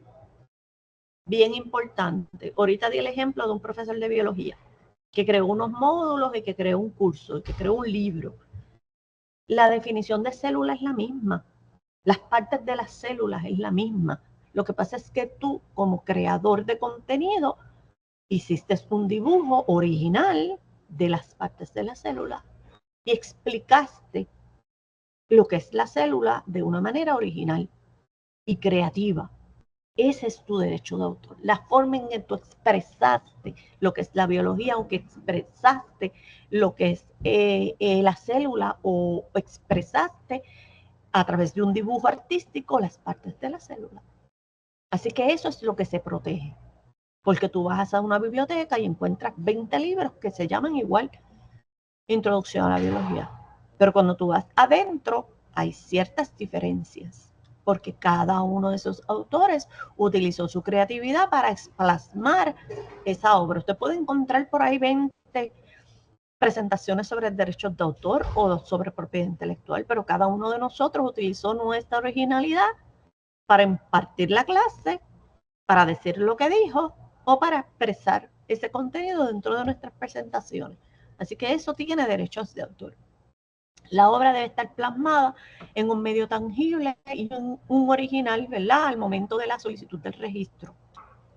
Tanto en la Oficina de Derechos de Autor en Puerto Rico como en la Oficina de Derechos de Autor de Estados Unidos, en la copyright.gov, usted debe enviar una copia o llevar una copia en original para que esta pueda ser registrada. Puede ser digital, no hay problema con eso, o envía una copia. Por eso es que la Biblioteca del Congreso de los Estados Unidos tiene tantos libros en sus acervos, porque al crear la Oficina de Derechos de Autor dentro de lo que es la Biblioteca del Congreso, todo autor envía una copia de esa obra para ser registrada. Así que la biblioteca tiene en su acervo toda obra que se somete a esa solicitud de derechos de autor. Por aquí Lianita nos dice, le pregunto, ¿puedo usar la C en la PPT que yo realicé? Claro que sí, puedes utilizar la C dentro de un círculo. Puedes leer la política institucional de derechos de autor de la Universidad de Puerto Rico, ¿verdad? Si eres empleada o profesora de la Universidad de Puerto Rico, donde te establece que los derechos de autor siguen estando bajo ley y no hay ningún reglamento dentro de la Universidad de Puerto Rico que te quite esos derechos. ¿Está bien? Sí, lo puedes utilizar. Y puedes utilizar también licencias Creative Commons, que ahorita también vamos a hablar sobre eso. Así que el registro se hace a través de la Oficina de Derechos de Autor en la Biblioteca del Congreso o en el Departamento de Estado en Puerto Rico. Pero una vez esté plasmado en un medio tangible ya está protegido. Es importante señalar, ¿verdad?, que el registro de una obra en la Oficina de Derechos de Autor no es necesario para que esté protegida. Yo creo que ya lo mencioné. Y por ley, los autores están automáticamente protegidos. Así que me gusta poner estos 3 ejemplos aquí, que son obras artísticas que están en lugares públicos. Hay gente que piensa que porque esas 3 obras artísticas están en un lugar público, yo puedo adueñarme de ellas y vender una bebida con esa imagen. Pues no, esa obra, aunque esté en un lugar público, tiene derechos de autor. Y hay que respetar el derecho de autor de ese artista, porque los derechos de autor tienen, ¿verdad?, dentro de lo que es Puerto Rico, lo que es los derechos morales de autor. Estos derechos morales de autor, en el caso de la ley 55 del 2012 de Puerto Rico, nos dice que el artista tiene una relación personalísima con su obra. Así que este artista o esta creación de este artista, ¿verdad?, o dueño de esta obra creativa, tiene derecho a ¿qué? A la atribución, a que te den el crédito por la obra. Ahora mismo Liliana nos dice, ella tiene una presentación en PowerPoint y esa presentación ella se la distribuyó a sus estudiantes o la distribuyó en una página web o en su blog. Pero ella tiene derecho a que si otra persona va a utilizar esa obra, le dé crédito por esa presentación que utilizaron. Y ella tiene derecho a determinar bajo qué conceptos ella permite que esa obra se divulgue. Si ella se reserva sus derechos de autor con la C dentro de un círculo, nadie puede reproducir esa obra sin su permiso, a menos que sea bajo los conceptos de uso justo, y ahorita vamos a ver lo que es eso. Pero importante, la ley de derechos morales de autor te permiten que te den el crédito por tu obra, o sea, la atribución.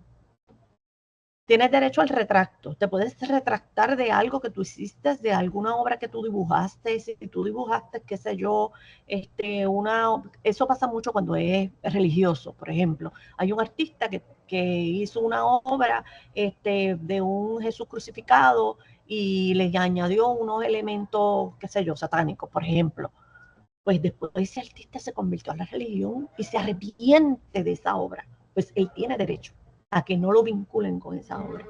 Tiene derecho a la integridad. Por ejemplo, puede impedir la mutilación, impedir la destrucción, impedir presentación pública de una obra. Pasa mucho con la política.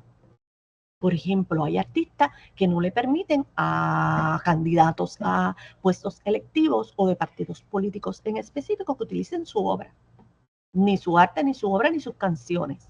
Y ha pasado en Puerto Rico. No sé si ustedes se acuerdan cuando Pedro Rosselló tenía la campaña con La Vida Loca o con Viva la Vida, no me acuerdo cuál era la canción, de Ricky Martin. Y Ricky Martin le escribió una cartita y le dijo: yo no te autorizo que utilices mi música para tu campaña política.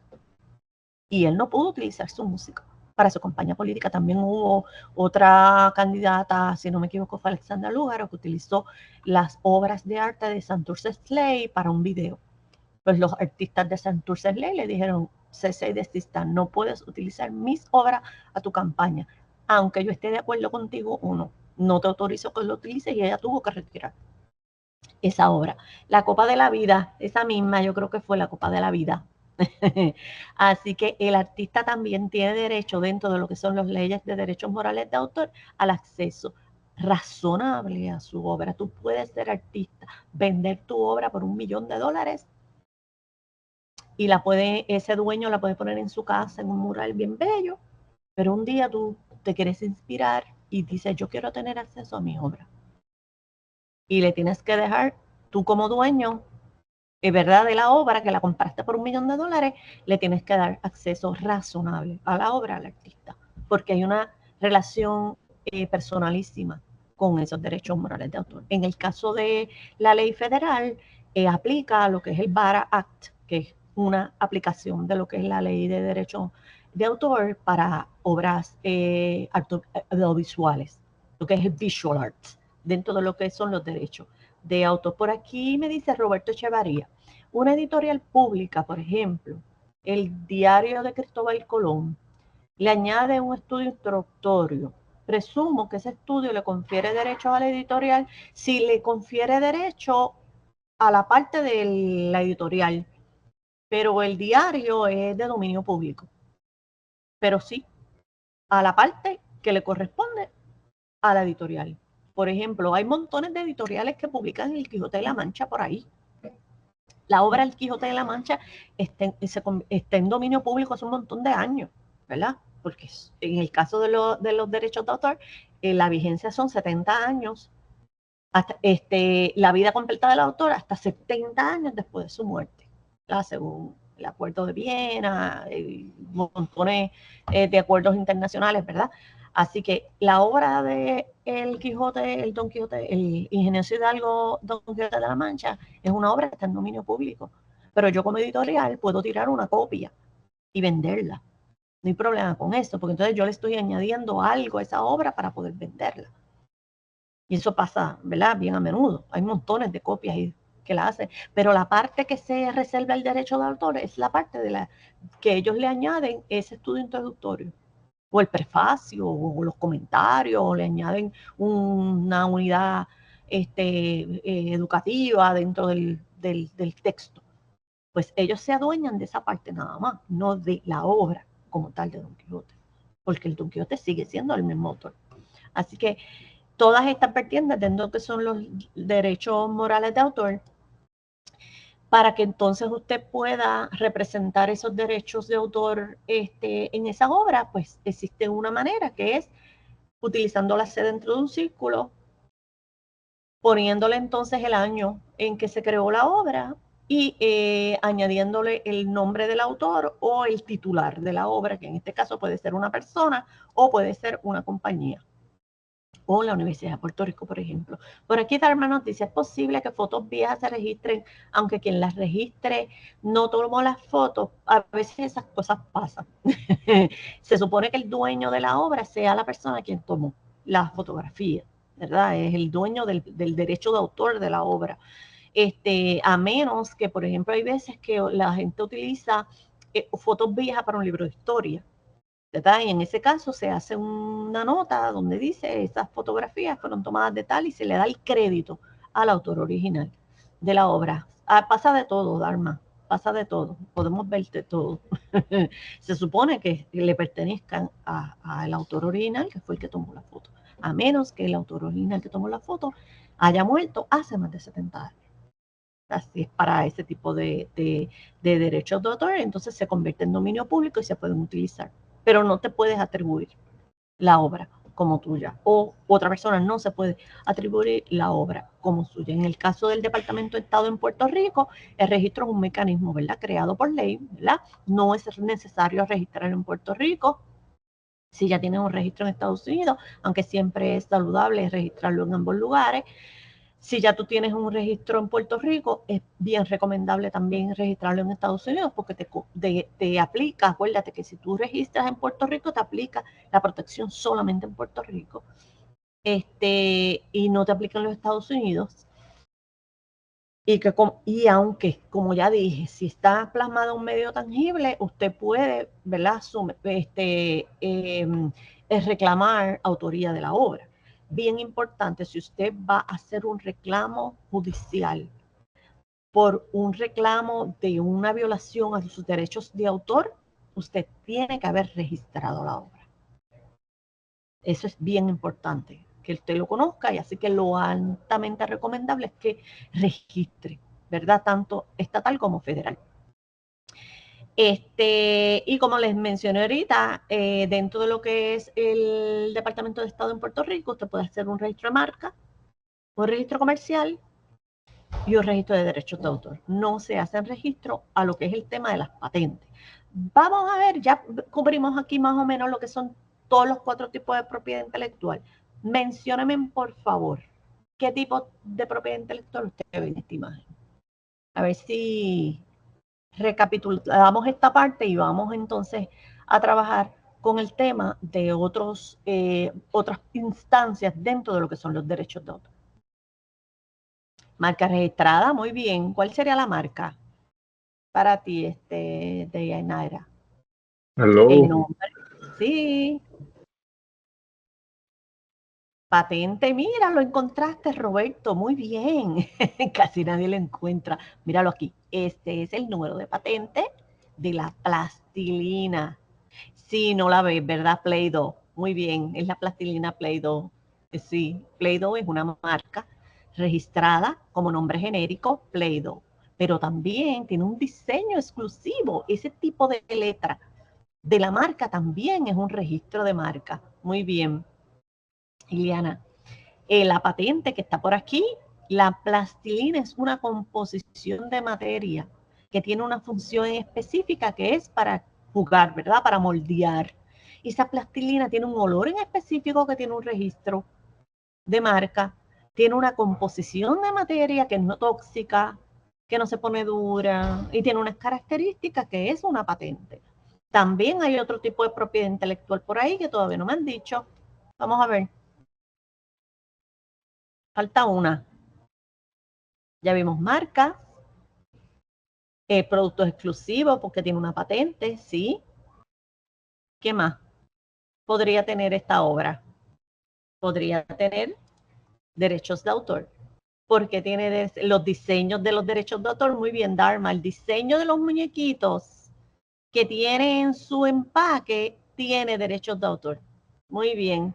Podría ser el pote, el tipo de pote también. No he verificado si tiene un registro de marca bajo dress code, pero sí, la imagen de la representación del Play-Doh, de original, la letra, todos esos componentes tienen derechos, tanto podrían ser de marca o de derechos de autor. En este caso, ¿ves? La composición de la plastilina tiene una patente, la marca, el nombre de Play-Doh como tal, tiene un registro de marca, el diseño del nombre tiene un registro de marca, los derechos de autor dentro de la página web de la compañía donde explica y vende, y lo que esté escrito en la página web para vender la Play-Doh también tiene derechos de autor, y los dibujos del empaque también tienen derechos de autor, porque es una creación artística. Así que muy bien, pasaron la prueba.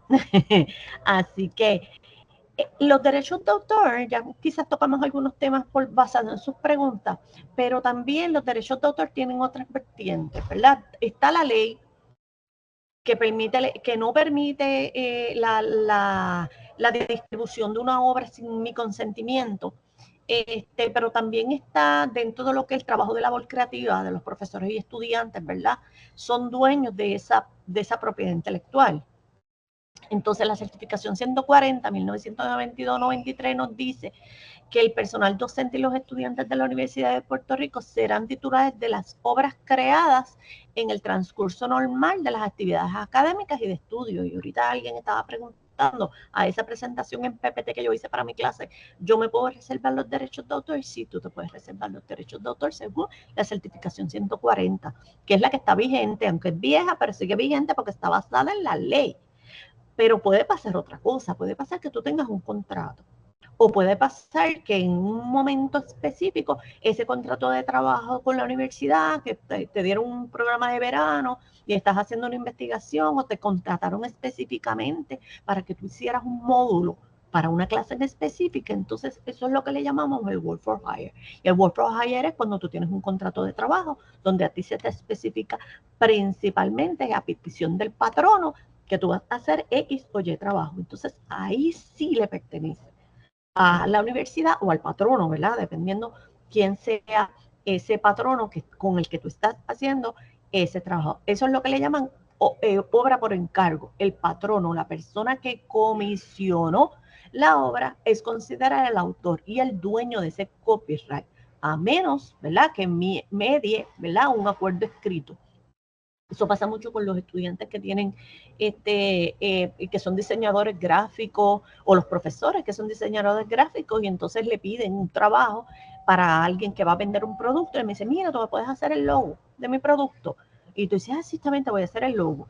Entonces, esa persona que te está comisionando ese trabajo, se supone, ¿verdad? Como es un work for hire, retiene los derechos de autor. Pero si tú no quieres ceder en los derechos de autor, tú se lo dejas saber. Mira, yo te voy a hacer el logo, pero yo me reservo el derecho de autor del arte, porque te lo está comprando. Así que es una discusión que se da en las empresas, se da principalmente en el emprendimiento, cuando tú le estás pidiendo a alguien que te haga algo. Tiene que estar por escrito de quién es el titular de esa obra. ¿Está bien? Así que esa parte es muy importante que se trabaje, porque yo siempre le digo a mis estudiantes y a todos los usuarios que vienen aquí que cuentas claras conservan amistades. Otra vertiente que tenemos con los derechos de autor, ahorita habíamos mencionado que si yo tengo una presentación, tengo una página web o tengo un libro, entonces yo lo estoy divulgando dentro de mi blog, y entonces yo quiero que otras personas tengan acceso a esa presentación que yo preparé, porque yo quiero que más personas aprendan del tema que yo estoy publicando. Pues si yo me dejo llevar estrictamente por lo que dice la ley de derechos de autor, nadie puede ni reproducir, ni copiar, ni pueden divulgar la información que yo estoy publicando. Me tienen que pedir permiso, pero tú te imaginas que tú tengas un contenido muy interesante y de pronto una profesora en una universidad en Perú quiera utilizarlo para su clase y te tenga que estar pidiendo permiso, no te consigue, te escribió por email, te llamó y no te consiguió, pues no la puedo utilizar a menos que te pida permiso. Pero existen las licencias de Creative Commons. Estas licencias de Creative Commons lo que buscan es flexibilizar esas leyes de derechos de autor. Las leyes de derechos de autor establecen que hay que darte crédito por toda obra. Y si ustedes se fijan en todas las diferentes licencias, siempre va a aparecer que tú quieres que te den el crédito por tu obra. Pero tú flexibilizas un poco, porque tú dices, mira, yo te voy a dar el derecho a utilizar mi obra siempre y cuando tú no la utilices para propósitos comerciales. Pero me tienes que dar el crédito. Entonces ahí es donde está el tipo, ¿verdad?, de licencia de Creative Commons, donde tú le permites a la persona utilizar la obra bajo una licencia de Creative Commons. Me tienes que dar el crédito, pero no te permito que saques provecho económico de mi obra. Existen, ¿verdad?, diferentes instancias, cada una basada en un símbolo. Este símbolo que significa es que tú puedes crear una obra, que no puedes crear una obra derivada de la mía. y tienes que compartirla igual con la mismo tipo de licencia de Creative Commons que yo la creé. Y eso nos ayuda un poco a que otras personas puedan tener acceso a nuestra obra. Otra instancia que tenemos ¿verdad? De lo que son los Creative Commons es que tú permites que otras personas compartan esa información que tú estás creando, pero tienes que compartirla con las mismas condiciones. Y así sucesivamente, cada una de las licencias de Creative Commons basado en sus características. Estas son las formas más flexibles, donde yo le permito a otro que haga una obra derivada, que permita, ¿verdad?, que puedan vender la obra, y así sucesivamente, según este esquema, vamos bajando y permitiendo ciertas restricciones a la obra. Y sucesivamente hasta donde nosotros le permitimos quizás a la persona que utilice la obra, pero siempre, siempre, siempre tiene que haber en común el derecho de autor presente. Ese nunca se va a quitar de ahí. Por ejemplo, yo hice una página que se llama Conociendo sobre la propiedad intelectual. Esa página tiene una licencia de Creative Commons. Esas licencias de Creative Commons se solicitan en la página de Creative Commons Puerto Rico. Y entonces usted lo que hace es que entra los datos del tipo de licencia que usted quiere obtener para el tipo de producción artística que usted tiene. Y entonces bien importante que usted entonces le incluya esa licencia. Estoy buscando un ejemplo que yo tengo por aquí, algunas imágenes que yo las utilizo. Por ejemplo, este esquema es un esquema bien sencillo, pero ese esquema es la manera en que yo expreso las diferentes leyes de propiedad intelectual. Y yo le incluí una licencia de Creative Commons a esta imagen. O sea, si otra persona está dando un taller o quiere expresar esa misma imagen en su presentación, yo, sin que la persona me pida permiso, él lo puede usar. Yo no tengo problema que lo use. Siempre y cuando me dé el crédito y no lo comparta con propósitos comerciales, o no lo venda, ¿verdad? O no lo utilice con propósitos comerciales, porque yo lo estoy compartiendo de gratis. Y si yo lo comparto de gratis, yo también quiero que las otras personas lo compartan de gratis. Dentro de lo que es la academia, también nosotros tenemos lo que es el uso justo. El uso justo significa que si yo voy a utilizar una obra para mi clase, ¿verdad? Tiene que haber ciertas características que nos permiten entonces a nosotros evitar violar la ley de derechos de autor, ¿verdad? La misma, ¿verdad?, está fundamentada en establecer un balance entre el derecho del artista de esa creación y aquellos derechos, ¿verdad?, de públicos de poder utilizar esa obra. Por ejemplo, yo estoy aquí haciendo una presentación de tema de propiedad intelectual y hay un video que yo quiero poner en mi clase. Ese video tiene derechos de autor reservados. Detalle importante, yo tengo que darle crédito al dueño del video. Yo puedo utilizar ese video porque es para propósitos educativos y yo no estoy sacando provecho económico de ese video. Así que dentro de lo que es el uso justo o el fair use, yo puedo utilizar esa obra. Aunque esa obra sea una obra comercial o sea una obra que otra persona lo está utilizando para comercializar, yo bajo la doctrina de uso justo puedo utilizarla dentro de mi clase. Otra de las características del uso justo, ¿verdad?, es que, por ejemplo, yo no voy a utilizar la obra completa. Por ejemplo, una obra de teatro. Yo me reservo, ¿verdad?, el derecho a la utilización de mi obra de teatro, pero otro profesor quiere utilizar esa obra de teatro, yo la estoy utilizando para sacar provecho económico, ese profesor la puede utilizar, pero no la puede utilizar completa. Y puede reclamar uso justo porque no la está utilizando completa. Otras instancias, ¿verdad?, dentro de lo que es el uso justo es, el uso justo permite realizar una reseña. O sea, tú puedes utilizar una obra para hacer una reseña y eso aplica a lo que es uso justo. Tú puedes hacer una parodia derivada de una obra que está protegida bajo derechos de propiedad intelectual. Tú puedes hacer un comentario o una crítica. Se pueden utilizar noticias o reportajes y por eso es que la prensa está protegida dentro de lo que son los derechos de propiedad intelectual.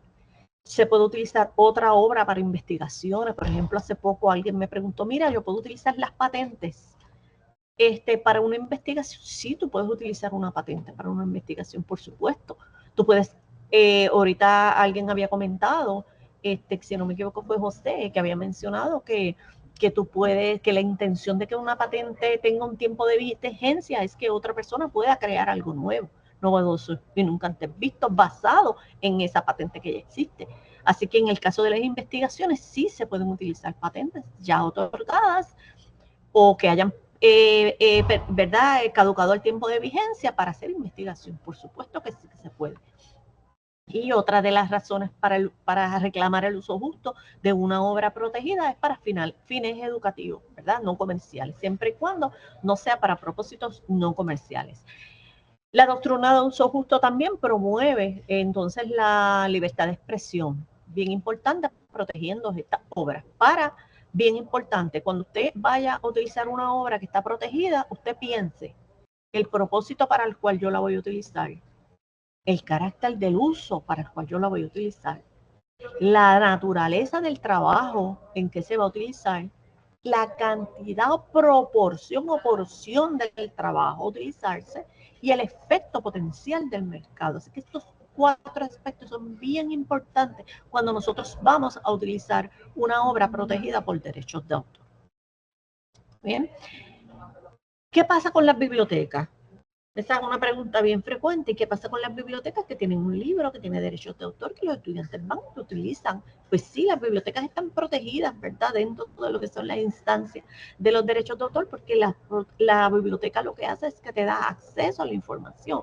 Entonces hay un balance, por eso el balance aquí, el balance entre el derecho al acceso a la información y esa protección, ¿verdad? O ese derecho también comercial que ese dueño de esa obra tenga. Por eso es que en las bibliotecas, cuando usted va a la fotocopiadora, se supone que usted vea ahí en los reglamentos donde le dice copiar en lo sustancial obras ajenas, dándolas como propietarias, se evita que se prohíbe que la persona copie la obra completa, para propósitos comerciales y te da una cierta legislación o reglamento dentro de la universidad y la ley para alertarte a ti como usuario de que tú no puedes copiar la obra completa para propósitos comerciales.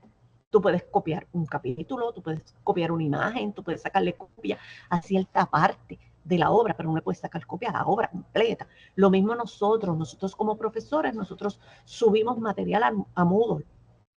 Ese material que es protegido, nosotros tenemos que dejarles saber a nuestros estudiantes que ese material es un material protegido. Y nosotros le decimos, mira, no, yo te voy a poner este material aquí, pero tú estás alerta de que tú ese material quizás lo puedes bajar, pero no lo puedes vender, ni lo puedes divulgar gratuitamente en las diferentes páginas de internet. Así que dentro de lo que son las instancias de las bibliotecas, se permite fotocopiar, se permite la reserva digital de un material protegido, siempre y cuando se utilice para propósitos educativos. Se permite para proyectos de digitalización, siempre y cuando ese artista o ese dueño te haya dado autorización de digitalizar ese material y hacerlo público. Nos permite prestar, nos permite distribuir y nos permite hacer guías temáticas o referencias de esas obras protegidas. Dentro también de lo que son las diferentes instancias de la ley, se creó lo que es el Technology Education and Copyright Harmonization Act, que es el TEACH Act, que permite entonces a nosotros como profesores armonizar esa ley de derechos de autor, permite entonces utilizar material sujeto a protección de propiedad intelectual de manera presencial o a distancia. El TEACH Act se crea cuando llega la internet, cuando llega la educación a distancia, cuando llegan los Learning Management Systems, que se suben materiales a ti. Entonces, el TEACH Act te permite, ¿verdad?, evaluar la cantidad de material que se te va a utilizar. Te permite entonces utilizar material, pero siempre velando que sea bajo la supervisión, ¿verdad?, de un maestro dentro de un lugar cerrado, donde ese estudiante tenga acceso a ese contenido con password. por ejemplo, o solamente a los estudiantes que están matriculados en esa clase de semestre, y el año que viene se le quita el acceso a esos estudiantes, ¿verdad? Son muchas instancias que se van a trabajar dentro del Teach Act. El estudiante debe ser instruido sobre las protecciones de los derechos de autor de esa obra que se va a estar utilizando. Eso pasa, ¿verdad? Como el ejemplo que les di en la fotocopiadora, o pasa también dentro. Ahora no sé si se han fijado que en online.uprrp, dentro de lo que es Moodle o en cualquiera de los recintos, siempre está presente en la instancia de la reserva de los derechos de autor, cuando usted sube material. Y esa información sale y le sale a los estudiantes. Así que este material está sujeto a derechos de autor, ¿verdad? Solo puede distribuirse a los estudiantes oficialmente matriculados en los cursos. Así que el Moodle que estamos utilizando dentro de nuestros salones tiene esa salvedad y esa nota. Y usted, ¿verdad? Como profesor también en sus PowerPoints o en sus presentaciones también debe incluir esa información. Así que cuando usted es el que está publicando, ¿verdad? Usted o sus estudiantes es el que produce ese material y reclama ese derecho de autor, incluya, ¿verdad?, la nota de los derechos reservados con la C dentro de un círculo, el año y su nombre. Reserve los derechos de autor, pero incluya la nota de que usted permite y no permite producir. Hay veces que usted tiene material y usted se lo deja saber a los estudiantes. Mira, te estoy dando copia de esta presentación, pero no te autorizo a que lo divulgues. Es solamente para uso del curso. Así que, o incluya entonces en su lugar una licencia de Creative Commons con las características que usted desee utilizar. Así que uno de los aspectos muy importantes es que usted se lea, se oriente, pregunte si tiene dudas, ¿verdad? Un abogado o abogada especializado en temas de propiedad intelectual, utilice el sentido común, no le haga a otros lo que usted no quiere que le hagan a usted como artista, como productor de contenido o investigador. Pregúntese cuál es el efecto que tiene mi acción para los derechos de autor de esa obra que yo estoy compartiendo. Eduque y oriente a sus estudiantes, eso es muy importante. Invita al bibliotecario a su salón de clase, invita al bibliotecario para que explique lo que es citar, lo que es parafrasear, lo que son los temas de integridad académica. O deshonestidad académica. Tomen en cuenta que los estudiantes también son promotores de información y ellos están creando información.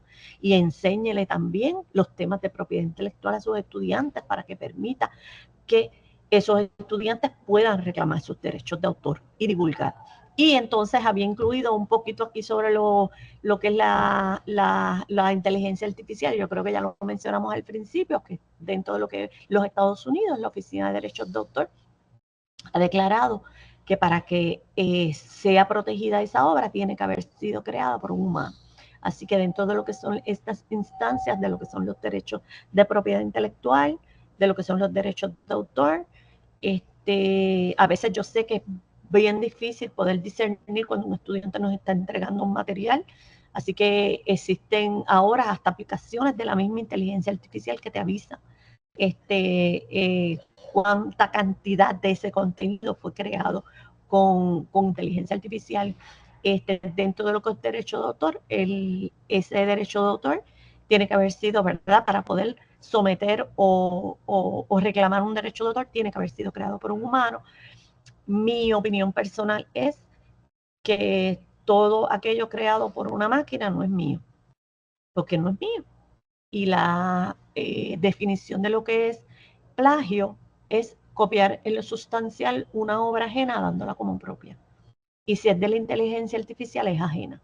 Esa es mi posición, ¿verdad? Y esa es mi opinión sobre el tema. Si es de la inteligencia artificial, no es mío. Así que si no es mío, no puedo reclamarlo como lo considero plagio, ¿verdad? Y esa es mi definición. Así que cada cual, ¿verdad? Uno de nosotros puede tener su propia, ¿verdad?, opinión sobre eso. Aquí les copio las políticas institucionales de la Universidad de Puerto Rico en cuanto a los que son derechos de autor y lo que son, ¿verdad?, la propiedad intelectual. La primera es la política institucional de derechos de autor. La segunda es la política sobre marcas y nombres de la UPR, específicamente para las marcas y nombres que le pertenecen a la UPR. La política institucional sobre patentes, esta es nueva, 2018-2019. y la cláusula contractual sobre derechos de autor por trabajos encomendados. Y hace poco salió una sobre el tema de la publicación de libros, ¿verdad? Y el derecho que tenemos todos los profesores de sacar provecho económico de aquella publicación que nosotros hayamos creado, aunque le estemos vendiendo dentro de la universidad. Nosotros tenemos ese derecho, ese no lo he incluido porque salió hace poquito, pero también está disponible en las certificaciones de la Universidad de Puerto Rico. Por aquí entonces Héctor nos dice, tengo problemas con las aplicaciones que detectan el uso de la inteligencia artificial. Pues algunos profesores hemos hecho pruebas con textos escritos hace 15 y 20 años atrás, que no existe, y dice que fue 90% creado por la inteligencia artificial, cuando obviamente no fue así. Es complicado el tema, bastante complicado, y hay contenidos y muchos artículos sobre el tema. Y sinceramente, cuando uno se pone a buscar, nunca hay una opinión igual.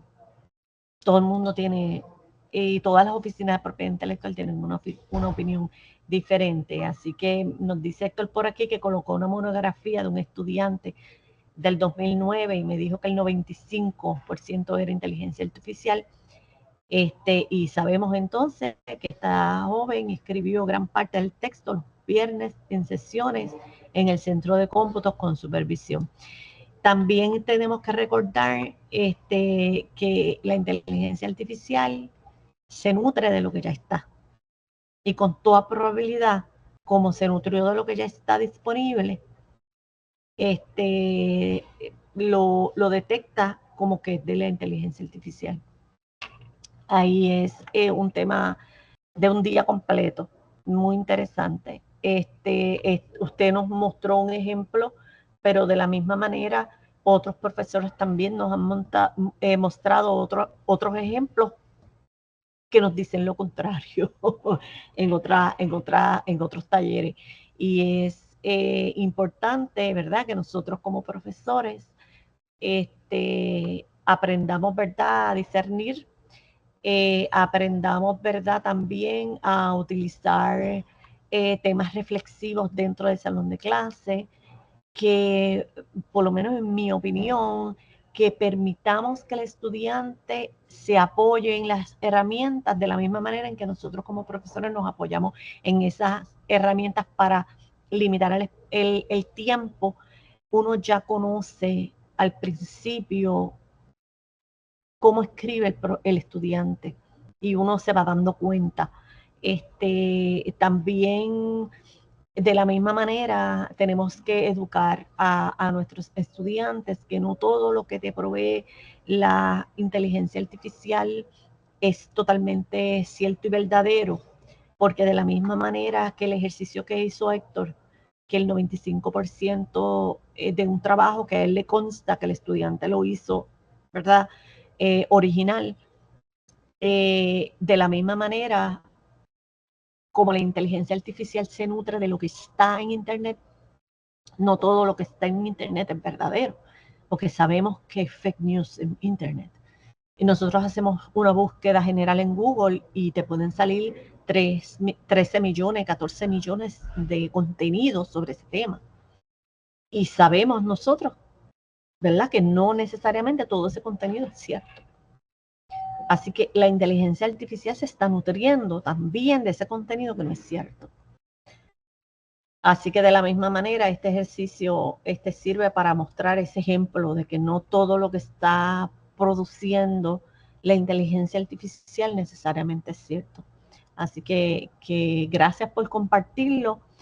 También si tienen dudas o preguntas sobre los temas de propiedad intelectual, la oficina del USPTO tiene una herramienta para identificar la propiedad intelectual. Si usted o sus estudiantes quieren aprender más sobre el tema o tienen sus dudas sobre el tipo de propiedad intelectual que quieren proteger, está entonces esta herramienta del PI Identifier, donde usted va paso a paso contestando una serie de preguntas y el mismo sistema le va diciendo una pequeña descripción sobre los tipos de propiedad intelectual y en qué aspecto se asemeja a lo que usted le está proponiendo a la herramienta y qué tipo de propiedad intelectual podría usted tener en sus manos.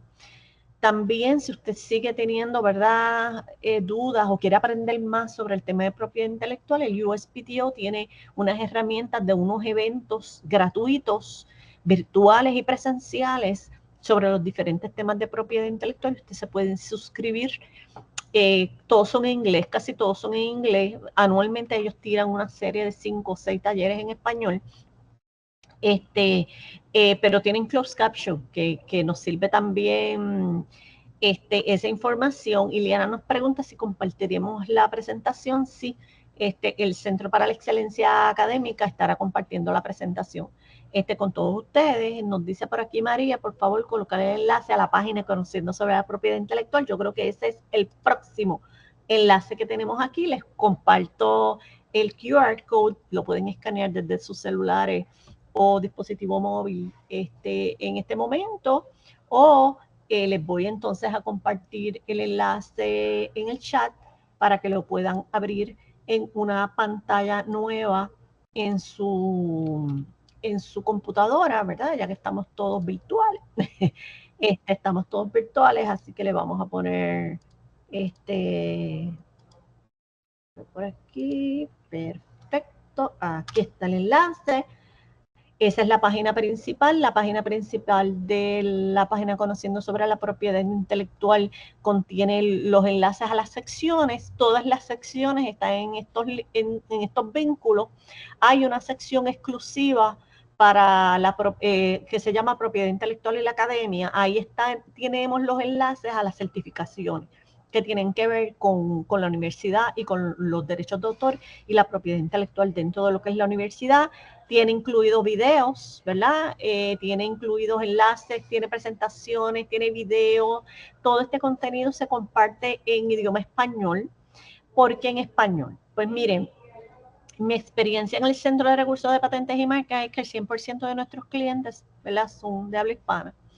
Y aunque sabemos que entendemos el inglés y sabemos que podemos acceder a contenidos en inglés y los entendemos y los usamos, sobre todo casi toda la investigación científica está en el idioma inglés, pero las personas que vienen a mi centro me dicen, mira, yo entiendo eso que está ahí, pero tú no lo tienes en español por ahí.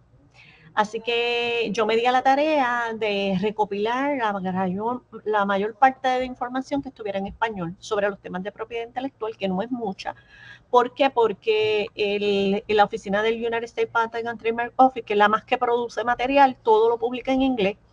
La oficina de derechos de autor, el copyright.gov, que es la oficina de derechos de autor de los Estados Unidos, una agencia federal, y casi todo su contenido está en inglés, tiene muy buenos contenidos en español, y ese contenido yo lo tengo disponible ahí en Conociendo sobre la Propiedad Intelectual. Y la otra oficina que produce contenidos en español es la Oficina Mundial de Propiedad Intelectual, que es la OMPI, que también tiene ciertos contenidos en español, porque ellos, ¿verdad?, producen lo que tiene la Oficina de Propiedad de Intelectual española. Pero no hay mucha información. Así que yo lo que hice fue que uní todo en esta página y entonces ahí tenemos disponible ese contenido, tiene diferentes secciones, incluye muchos videos. Y hay una sección que es la sección que se llama actividades educativas. Dentro de las actividades educativas hay videos similares a los que yo voy a estar, los que estoy presentando aquí. Así que también los otros centros de recursos de patentes y marcas dentro de sus páginas web institucionales en diferentes universidades en los Estados Unidos comparten este contenido, porque es un contenido bien completo y ellos también en los Estados Unidos tienen sus clientelas, ¿verdad?, de habla hispana y utilizan esta página para sus propios contenidos. Si entonces desean hacer consultas con nosotros en los centros de recursos de patentes y marcas, les mencioné que la Universidad de Puerto Rico en Bayamón tiene un centro de recursos de patentes y marcas con la bibliotecaria encargada, que es la profesora Tanisha Orejuela en Bayamón. Mi oficina está ubicada en la Universidad de Puerto Rico, recinto universitario en Mayagüez. Si usted se entera, ¿verdad?, que la biblioteca del recinto está cerrada porque se mojó por dentro o que vino un huracán, pues casi siempre yo me reubico temporariamente en el Museo de Arte del recinto universitario de Mayagüez, y allí hemos trabajado proyectos juntos, como el proyecto de Mi Museo, Nuestros Museos. Mi información de contacto es mi email gladys.lopez@upr.edu, que pueden, ¿verdad?, coordinar talleres para sus estudiantes o para su institución sobre los temas de propiedad intelectual. Pueden contactarme, ¿verdad?, por teléfono. El teléfono, gracias Miriam, estamos a la orden. El teléfono es el 832-4040, extensión 2307. Es la extensión de nosotros acá en la Universidad de Puerto Rico en Mayagüez. Dharma, estamos a la orden. Si tienen alguna duda o pregunta, Héctor, gracias. Un honor. Siempre, gracias. Preciso y conciso. Sí, a mí me gusta ir preciso y conciso. Aunque estos temas de propiedad intelectual son temas que podemos estar, Deyanir, muchas gracias.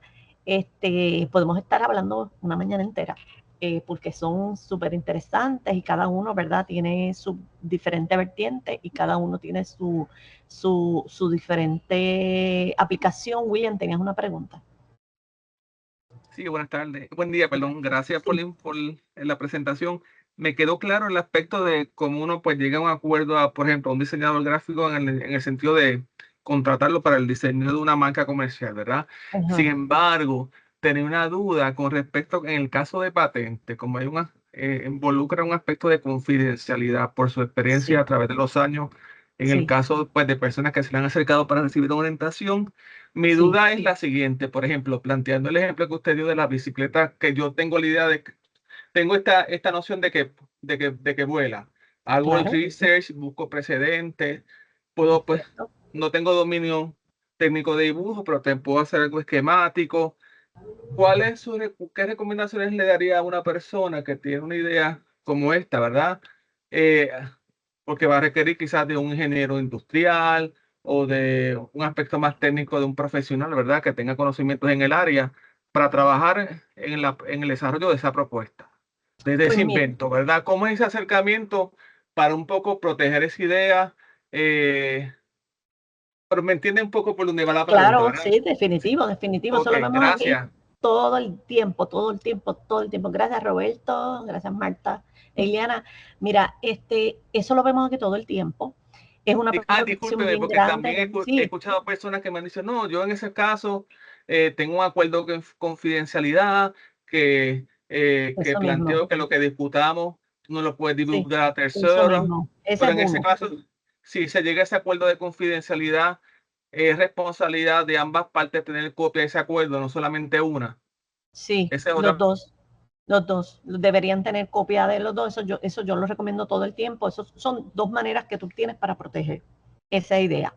Una, si tú, por ejemplo, tú quieres un artista gráfico y tú quieres que el artista gráfico te haga el dibujo de esa solicitud de patente de utilidad o de esa patente de diseño, tú generas un acuerdo de confidencialidad.